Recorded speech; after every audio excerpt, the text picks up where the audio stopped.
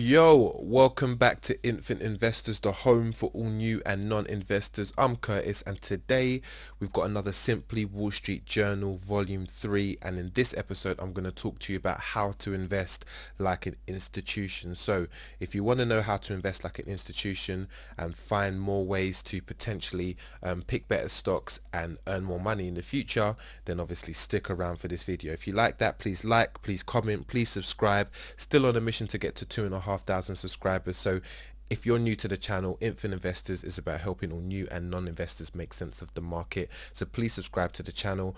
And also, if you are a current subscriber of the channel, please like the video, and also please comment on the video. It will help inform YouTube's algorithms that this video content is useful and is helping people, and that hopefully it can reach a lot more people. But without further ado, I'm going to get into Simply Wall Street Journal Volume 3. Now, in the Simply Wall Street Journal series, I generally take a look at my portfolio and not just say what I buy or what I sell in terms of what I do in my portfolio updates, but I try and look a bit more into the fundamental information that is available. And the reason why I do that is to help become a better investor and to try and understand a bit more of my portfolio in detail, and then obviously to relay that information to you guys. And one of the things that I think is really important is to talk about investing like an institutional investor, because there is a school of thought that basically suggests that if you invest in companies that have a high level of institutional investors, you potentially are picking better companies, and therefore if you're picking better companies, you potentially can earn more money. The reason being is that if institutional investors, with all of their money, their capital, their resources, and all of their ability to research and analyze stocks, and they're putting pension funds and annuities and big wads of cash into a specific stock, they potentially know some more stuff than what is available to us retail investors. So they're hopefully picking better opportunities, and therefore that train of thought is that if we kind of follow their mold, then obviously we can potentially be good. So when you land on a stock, and we're going to take Facebook as the first example today, you'll get all of the regular information from the value to the future performance to the past performance, health, dividends, and then you get the management section. And obviously we know this is managed by the Zuck, but in this management section there is a subsection called who owns this company, and what you can see is this kind of split bar graph, so to speak, and what it basically says to you is, of all of the holdings, the current people that are holding stock in Facebook, what is their split? So in this context, you've got individual insiders.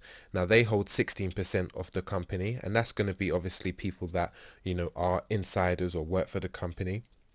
You've got the general public, so people like me and you.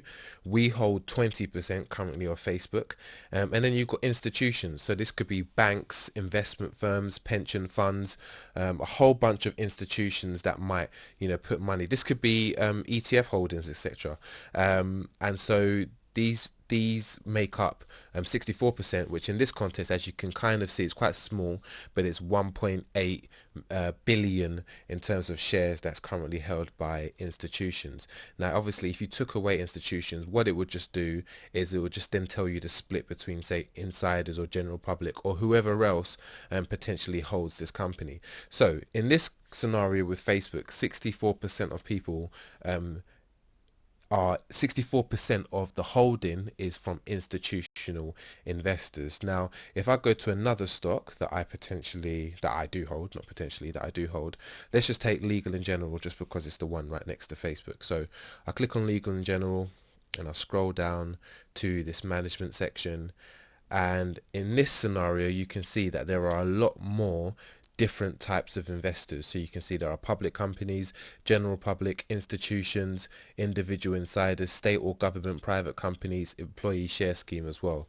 But with a lot more variety of investors, you can see that 86% are held by institutions. So that's 5.1 billion shares are held by institutions. If I do remove institutions from the graph, you can see the next biggest holding is the general public, but actually that makes up 12% of the current holdings. But I'm just going to take away those two, and then you can start to see the employee share scheme, the individual insiders, the state or government. You can then see private companies and public companies. But Try not to get the percentages mixed up, because obviously you have to have them all activated to get the true reflection. And as you can see in this scenario, Legal & General is 86% held by institutions, and Legal & General has been one of my best performers.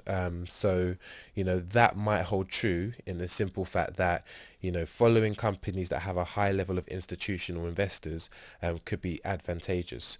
If I take another example, so let's go back, and we're going to go to, let's go CYBG, might as well. It's the next one, and we scroll down, we can see the same thing here. So you can see the same level of roughly of split, and you can see institutional investors makes up 64% of the current holdings in this scenario. And one thing to also bear in mind, I've talked about this in a few previous videos as well, but generally institutions move the market.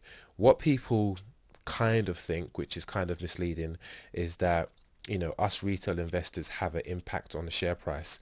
And I know that sounds really, really counterintuitive, but generally speaking, we don't have that much of an impact.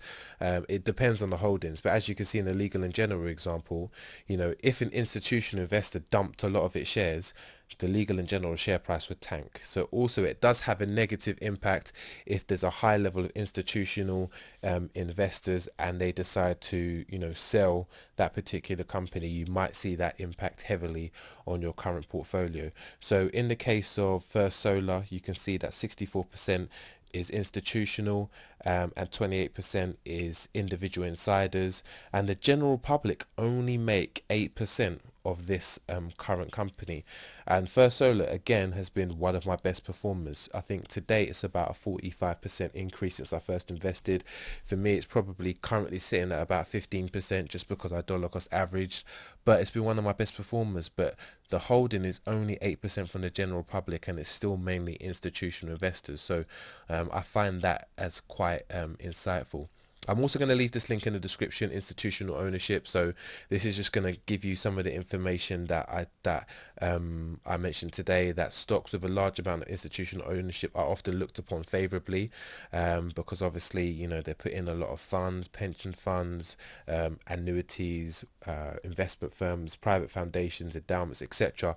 are going into that specific stock. So hopefully you'll find this useful when you have a look at it. But what I will say is check your portfolio, find out from the stocks you currently hold or the stocks that you want to hold, what percentage is owned by the public and what percentage is owned by institutions, and that might be another way you can kind of work out whether or not the stock you're holding is a good investment, is something whether to continue holding, or whether the stock you're looking at is something that you should potentially buy. Because if it does have a high level of institutional investors, like take this for example, I'm on Aviva, you can see 87% is owned by institutions and the general public only own 12%, then actually it might be informative that actually it's a good stock to potentially hold. And Aviva again is another good example of a stock. Let me take a bad performing stock. So I'm going to take a bad performing stock. I'm just going to see whether or not a bad performing stock, so Imperial Brands,